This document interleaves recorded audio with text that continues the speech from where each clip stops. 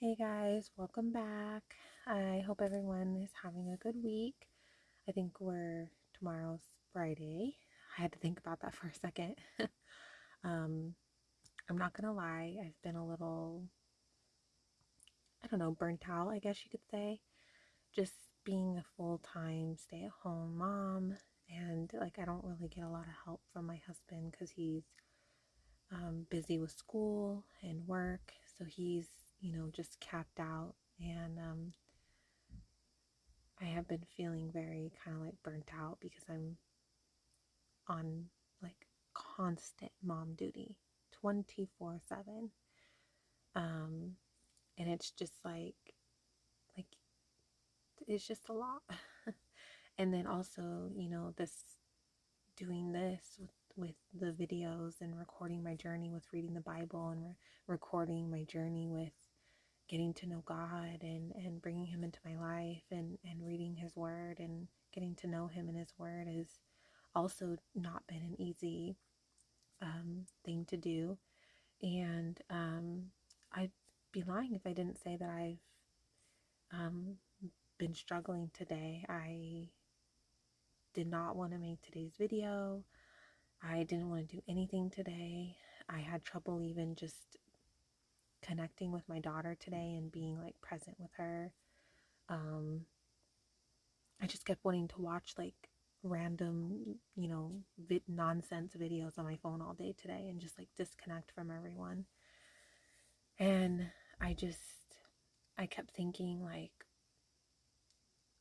why am I even bothering with this? Like, why am I even doing this with these videos? Like, I'm tired and I want to take a break and I just want a little time away from my daughter, just a me time. And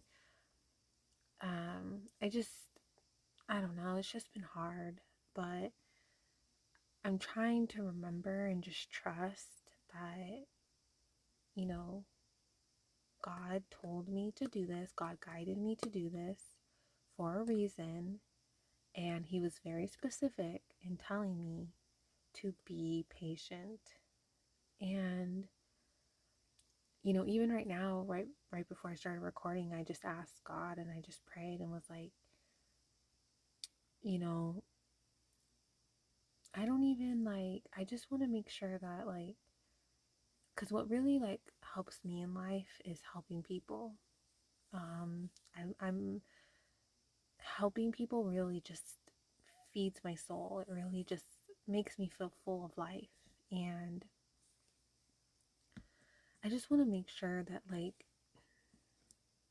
that sharing my journey is going to do that for people, whether it's already doing it or it will in the future. And sometimes I just get a little discouraged because it is difficult to make these videos. And I'm like, I would just rather just read the chapters each day on my own. It would just be much easier that way.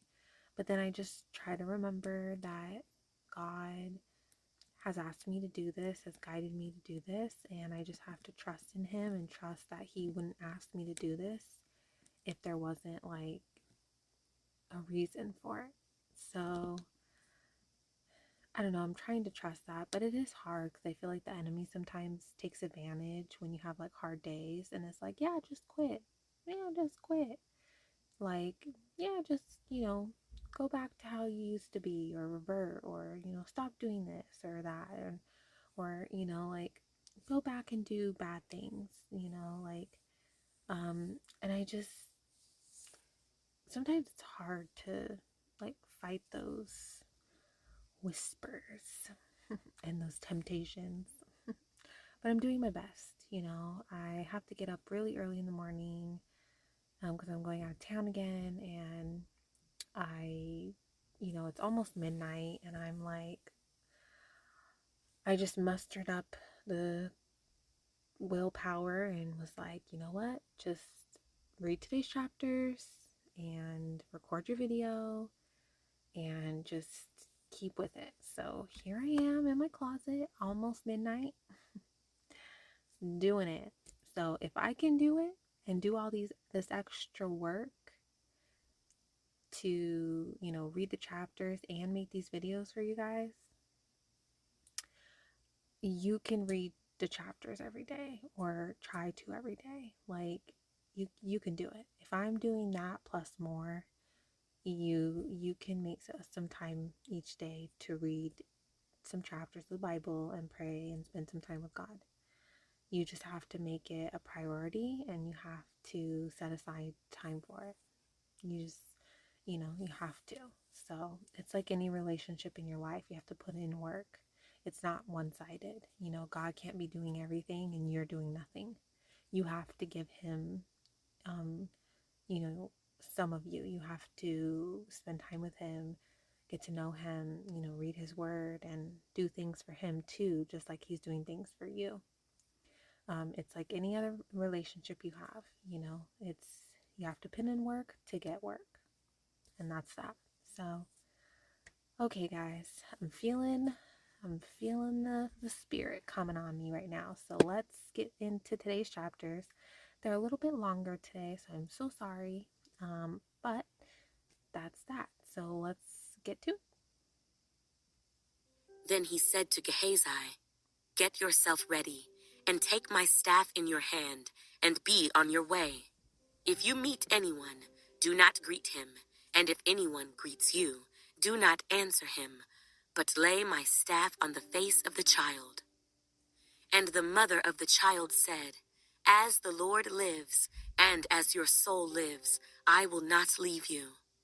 So he arose and followed her. Now Gehazi went on ahead of them, and laid the staff on the face of the child, but there was neither voice nor hearing. Therefore he went back to meet him, and told him, saying, "The child has not awakened."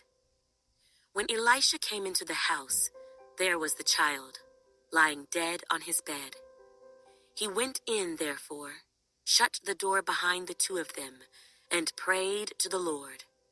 And he went up and lay on the child, and put his mouth on his mouth, his eyes on his eyes, and his hands on his hands. And he stretched himself out on the child, and the flesh of the child became warm. He returned, and walked back and forth in the house, and again went up and stretched himself out on him. Then the child sneezed 7 times, and the child opened his eyes. And he called Gehazi and said, "Call this Shunammite woman." So he called her. And when she came in to him, he said, "Pick up your son." So she went in, fell at his feet, and bowed to the ground. Then she picked up her son and went out. I have to say, I was really happy that the son, um, came back alive because I kind of felt bad for the woman. She wanted a child really badly and then was told she'll have a child, and then she had a child and it died. That's horrible. I just, that's just, I can't imagine. So I was really happy about that. But I also thought it was interesting that Elisha gave the woman his staff. But I mean, I guess if you think about it, it's not that bad because, I mean, really, it shows that the staff isn't the thing that has the power. It's God powering the staff through Elisha. So I guess it's not that bad that he gave her the staff. I mean, yeah, now that I'm saying it out loud, I guess it makes sense. But just interesting, happy that the child's alive. And Elisha returned to Gilgal, and there was a famine in the land. Now the sons of the prophets were sitting before him, and he said to his servant, "Put on the large pot, and boil stew for the sons of the prophets." So one went out into the field to gather herbs, and found a wild vine, and gathered from it a lapful of wild gourds, and came and sliced them into the pot of stew, though they did not know what they were. Then they served it to the men to eat.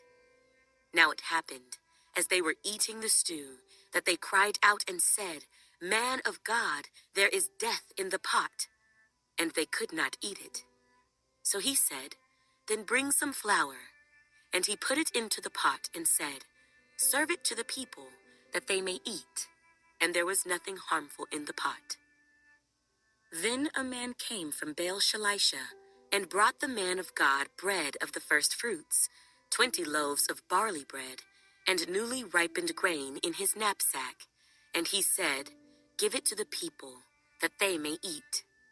But his servant said, "What? Shall I set this before 100 men? He said again, "Give it to the people, that they may eat. For thus says the Lord, they shall eat and have some left over." So he set it before them, and they ate and had some left over, according to the word of the Lord.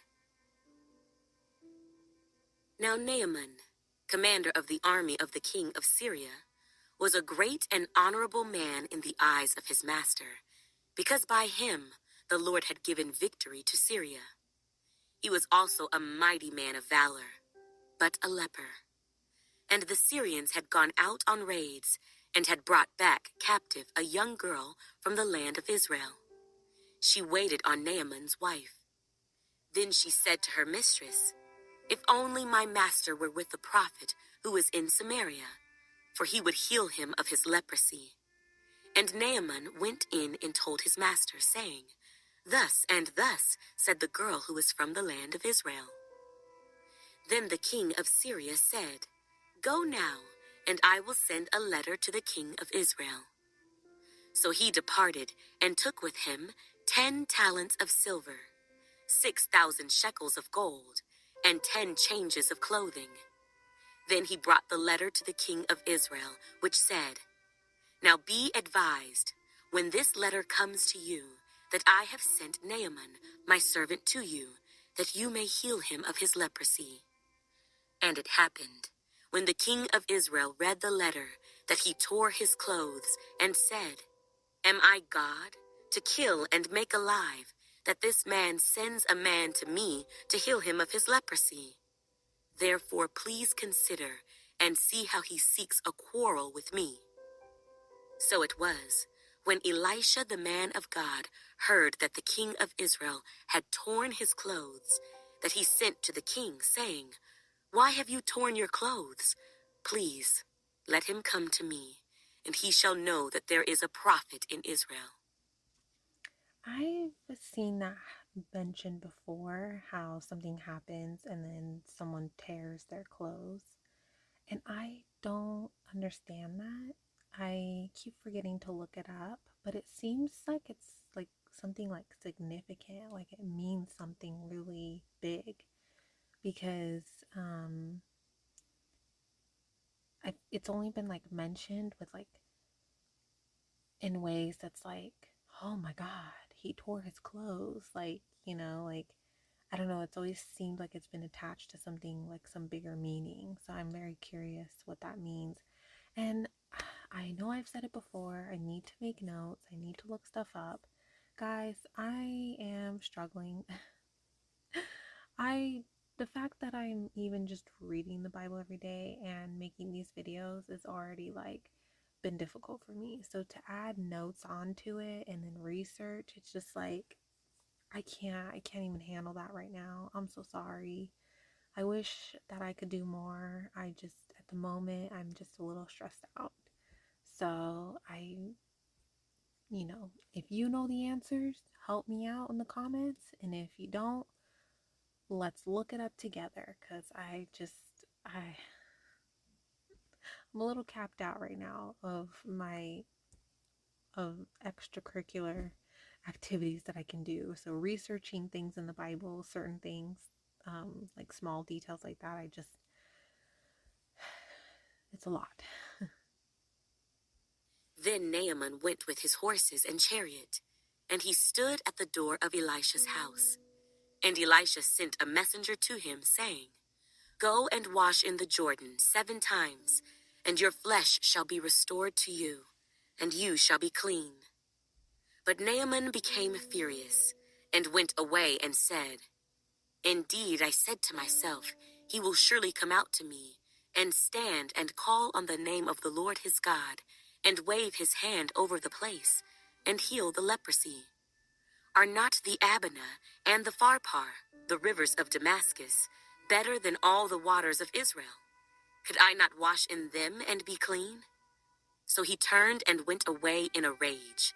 And his servants came near and spoke to him and said, My father, if the prophet had told you to do something great, would you not have done it? How much more then, when he says to you, Wash and be clean?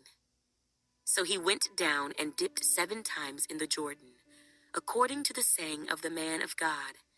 And his flesh was restored like the flesh of a little child, and he was clean. And he returned to the man of God, he and all his aides, and came and stood before him. And he said, Indeed, now I know that there is no God in all the earth except in Israel. Now therefore, please take a gift from your servant. But he said, As the Lord lives, before whom I stand, I will receive nothing. And he urged him to take it, but he refused. So Naaman said, Then if not, please let your servant be given 2 mule loads of earth, for your servant will no longer offer either burnt offering or sacrifice to other gods, but to the Lord. Yet in this thing may the Lord pardon your servant, when my master goes into the temple of Rimmon to worship there, and he leans on my hand, and I bow down in the temple of Rimmon. When I bow down in the temple of Rimmon, may the Lord please pardon your servant in this thing. Then he said to him, Go in peace. So he departed from him a short distance. But Gehazi, the servant of Elisha, the man of God, said, Look, my master has spared Naaman, this Syrian, while not receiving from his hands what he brought. But as the Lord lives, I will run after him and take something from him. So Gehazi pursued Naaman. When Naaman saw him running after him, he got down from the chariot to meet him and said, Is all well? And he said, All is well. My master has sent me, saying, Indeed, just now 2 young men of the sons of the prophets have come to me from the mountains of Ephraim. Please give them a talent of silver and 2 changes of garments. So Naaman said, Please, take 2 talents. And he urged him, and bound 2 talents of silver in 2 bags, with 2 changes of garments, and handed them to 2 of his servants, and they carried them on ahead of him. When he came to the citadel, he took them from their hand, and stored them away in the house. Then he let the men go, and they departed. Now he went in and stood before his master. Elisha said to him, Where did you go, Gehazi? And he said, Your servant did not go anywhere. Then he said to him, Did not my heart go with you when the man turned back from his chariot to meet you? Is it time to receive money and to receive clothing, olive groves and vineyards, sheep and oxen, male and female servants? Therefore the leprosy of Naaman shall cling to you and your descendants forever. And he went out from his presence, leprous, as white as snow. Well, I can see why he punished the Gehazi. I don't know if I said that right.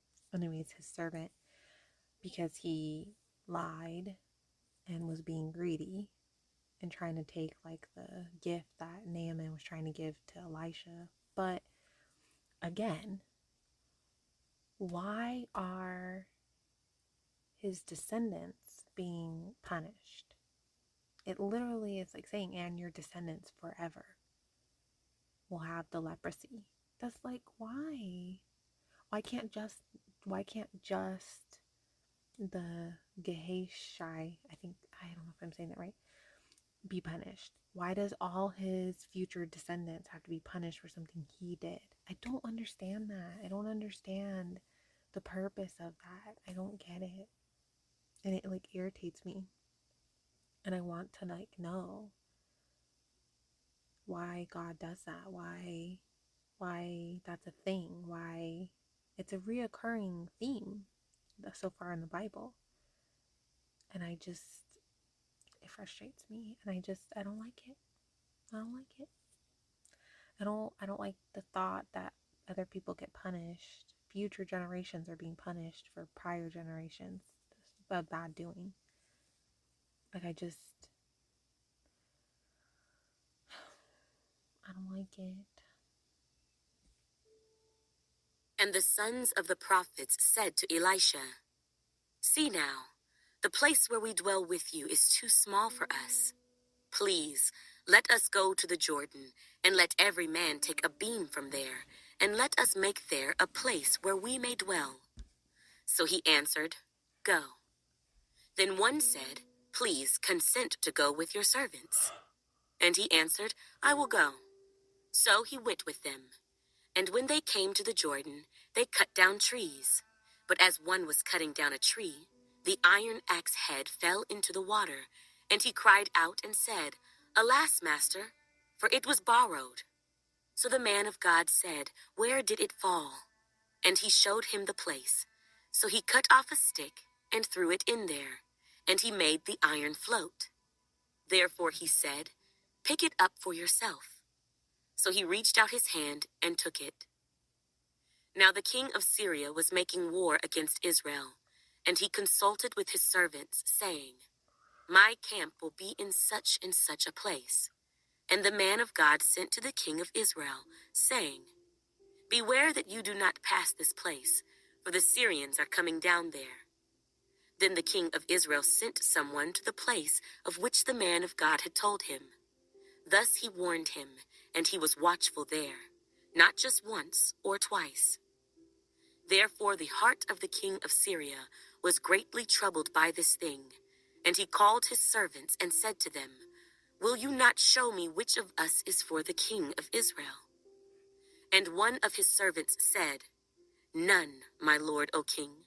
But Elisha the prophet, who is in Israel, tells the king of Israel the words that you speak in your bedroom." So he said, "Go and see where he is, that I may send and get him." And it was told him, saying, "Surely he is in Dothan." Therefore he sent horses and chariots and a great army there, and they came by night and surrounded the city. And when the servant of the man of God arose early and went out, there was an army surrounding the city with horses and chariots. And his servant said to him, "Alas, my master, what shall we do?" So he answered, "Do not fear, for those who are with us are more than those who are with them." And Elisha prayed and said, "Lord, I pray, open his eyes that he may see." Then the Lord opened the eyes of the young man, and he saw. And behold, the mountain was full of horses and chariots of fire, all around Elisha.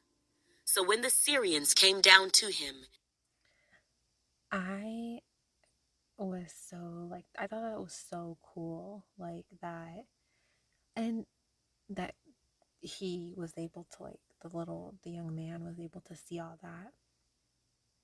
Because I mean, I know that because I've felt, I mean, at the time I didn't, my whole childhood growing up, I felt spirits and stuff, but I didn't realize that what I was feeling were demons. I had no idea until recently, but because I always felt like a darkness. Um, but I grew up like in like a spiritual kind of household where, um, you know, there's good and bad spirits and, loved ones and blah, blah, blah. And that had passed on and da da da. Anyways, I always felt like they were really dark, all of them, every single one of them, some more dark than others. Um, guys, the enemy has been after me since I've been a child, so I don't know. And it just makes you wonder, like, how much is around us that, like, we can't see because God makes it that way. Because, an entire mountain full of horses and chariots of fire all around them. And, but the young man couldn't see any of it until Elisha asked God to open his eyes. It's just pretty wild. I mean, I don't want to see all of it. I'm good. I don't really care to see all of it. But it's still just, I don't know, when you really like think about it and like grasp it and like really just sit there and think like, oh my God, there's so much around us that like we don't see, you know, it's just pretty crazy to think about. Elisha prayed to the Lord and said, "Strike this people, I pray, with blindness." And he struck them with blindness, according to the word of Elisha. Now Elisha said to them, "This is not the way, nor is this the city. Follow me, and I will bring you to the man whom you seek." But he led them to Samaria. So it was, when they had come to Samaria, that Elisha said, "Lord, open the eyes of these men, that they may see." And the Lord opened their eyes, and they saw, and there they were inside Samaria. Now when the king of Israel saw them, he said to Elisha, "My father, shall I kill them? Shall I kill them?" But he answered, "You shall not kill them. Would you kill those whom you have taken captive with your sword and your bow? Set food and water before them, that they may eat and drink and go to their master." Then he prepared a great feast for them, and after they ate and drank, he sent them away, and they went to their master. So the bands of Syrian raiders came no more into the land of Israel. And it happened, after this, that Ben-Hadad, king of Syria, gathered all his army, and went up and besieged Samaria. And there was a great famine in Samaria. And indeed, they besieged it until a donkey's head was sold for 80 shekels of silver, and 1/4 of a cab of dove droppings for 5 shekels of silver. Then, as the king of Israel was passing by on the wall, a woman cried out to him, saying, "Help, my lord, O king." And he said, "If the Lord does not help you, where can I find help for you? From the threshing floor or from the winepress?" Then the king said to her, "What is troubling you?" And she answered, "This woman said to me, 'Give your son, that we may eat him today, and we will eat my son tomorrow.' So we boiled my son and ate him. And I said to her on the next day, 'Give your son, that we may eat him.' But she has hidden her son." Now it happened. Uh, I could you imagine like, oh, I could never imagine wanting to eat humans, being that hungry, wanting to eat like a human, especially your child. Ooh. Ooh. When the king heard the words of the woman, that he tore his clothes, and as he passed by on the wall, the people looked, and there underneath he had sackcloth on his body. Then he said, "God, do so to me and more also, if the head of Elisha, the son of Shaphat, remains on him today." But Elisha was sitting in his house, and the elders were sitting with him. And the king sent a man ahead of him. But before the messenger came to him, he said to the elders, "Do you see how this son of a murderer has sent someone to take away my head? Look, when the messenger comes, shut the door and hold him fast at the door. Is not the sound of his master's feet behind him?" And while he was still talking with them, there was the messenger coming down to him. And then the king said, "Surely this calamity is from the Lord. Why should I wait for the Lord any longer?" Then Elisha said, "Hear the word of the Lord. Thus says the Lord, tomorrow, about this time, a seah of fine flour shall be sold for a shekel, and 2 seahs of barley for a shekel, at the gate of Samaria." So an officer, on whose hand the king leaned, answered the man of God and said, "Look, if the Lord would make windows in heaven, could this thing be?" And he said, "In fact, you shall see it with your eyes, but you shall not eat of it." Now there were 4 leprous men at the entrance of the gate, and they said to one another, "Why are we sitting here until we die? If we say, 'We will enter the city,' the famine is in the city, and we shall die there. And if we sit here, we die also. Now therefore, come, let us surrender to the army of the Syrians. If they keep us alive, we shall live, and if they kill us, we shall only die." And they rose at twilight to go to the camp of the Syrians. And when they had come to the outskirts of the Syrian camp, to their surprise, no one was there. For the Lord had caused the army of the Syrians to hear the noise of chariots, and the noise of horses, the noise of a great army. So they said to one another, "Look, the king of Israel has hired against us the kings of the Hittites and the kings of the Egyptians to attack us." Therefore they arose and fled at twilight, and left the camp intact, their tents, their horses, and their donkeys, and they fled for their lives. And when these lepers came to the outskirts of the camp, they went into one tent, and ate and drank, and carried from it silver and gold and clothing, and went and hid them. Then they came back and entered another tent, and carried some from there also, and went and hid it. Then they said to one another, "We are not doing right. This day is a day of good news, and we remain silent. If we wait until morning light, some punishment will come upon us. Now therefore, come, let us go and tell the king's household." So they went and called to the gatekeepers of the city, and told them, saying, "We went to the Syrian camp, and surprisingly no one was there, not a human sound, only horses and donkeys tied, and the tents intact." And the gatekeepers called out, and they told it to the king's household inside. So the king arose in the night, and said to his servants, "Let me now tell you what the Syrians have done to us. They know that we are hungry, therefore they have gone out of the camp to hide themselves in the field, saying, 'When they come out of the city, we shall catch them alive and get into the city.'"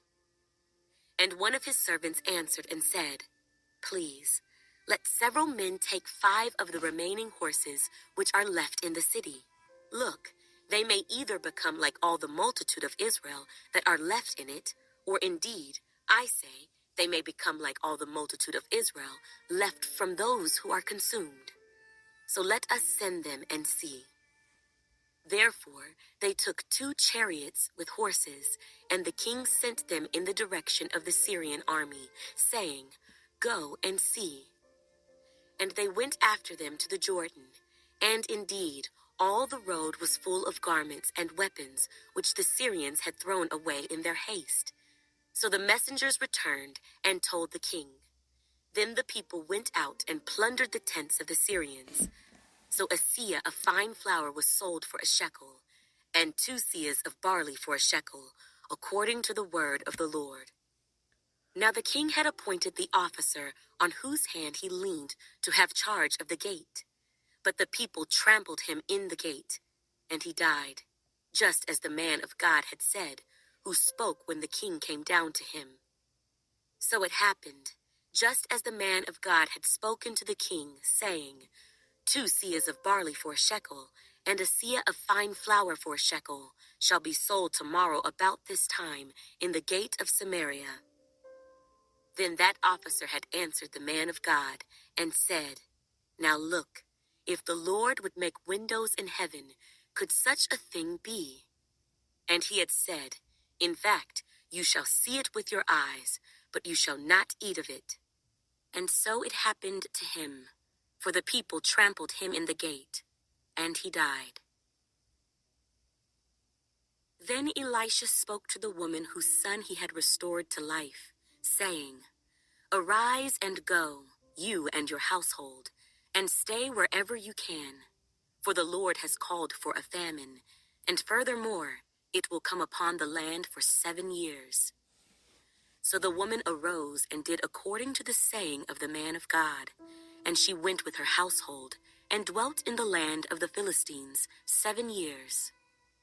It came to pass, at the end of 7 years, that the woman returned from the land of the Philistines, and she went to make an appeal to the king for her house and for her land. Then the king talked with Gehazi, the servant of the man of God, saying, "Tell me, please, all the great things Elisha has done." Now it happened, as he was telling the king how he had restored the dead to life, that there was the woman whose son he had restored to life, appealing to the king for her house and for her land. And Gehazi said, "My lord, O king, this is the woman, and this is her son, whom Elisha restored to life." And when the king asked the woman, she told him. So the king appointed a certain officer for her, saying, "Restore all that was hers, and all the proceeds of the field from the day that she left the land until now." Then Elisha went to Damascus, and Ben-Hadad, king of Syria, was sick. And it was told him, saying, "The man of God has come here." And the king said to Hazael, "Take a present in your hand, and go to meet the man of God, and inquire of the Lord by him, saying, 'Shall I recover from this disease?'" So Hazael went to meet him, and took a present with him, of every good thing of Damascus, 40 camel loads. And he came and stood before him, and said, "Your son Ben-Hadad, king of Syria, has sent me to you, saying, 'Shall I recover from this disease?'" And Elisha said to him, "Go, say to him, 'You shall certainly recover.' However, the Lord has shown me that he will really die." Then he set his countenance in a stare until he was ashamed, and the man of God wept. And Hazael said, "Why is my Lord weeping?" He answered, "Because I know the evil that you will do to the children of Israel. Their strongholds you will set on fire, and their young men you will kill with the sword, and you will dash their children and rip open their women with child." So Hazael said, "But what is your servant, a dog, that he should do this gross thing?" And Elisha answered, "The Lord has shown me that you will become king over Syria." Then he departed from Elisha, and came to his master, who said to him, "What did Elisha say to you?" And he answered, "He told me you would surely recover." But it happened on the next day, that he took a thick cloth, and dipped it in water, and spread it over his face, so that he died. And Hazael reigned in his place. I'm not gonna lie, guys, I got a little kind of confused towards the end. I think I'm tired, and it was a long chapters today, and I just started to get a little um, daisy in my mind. My mind was drifting a little bit. But I'm gonna reread those chapters. I think probably the last two chapters tomorrow before moving on, just so that I can be like understand where we're at. Anyways, guys, well, like I said earlier, I'm going out of town tomorrow. I will try to do a video tomorrow while I'm out of town, but I can't make any promises, but I will try. If not, I will see you guys on Saturday. Have a good start to your weekend. Good night.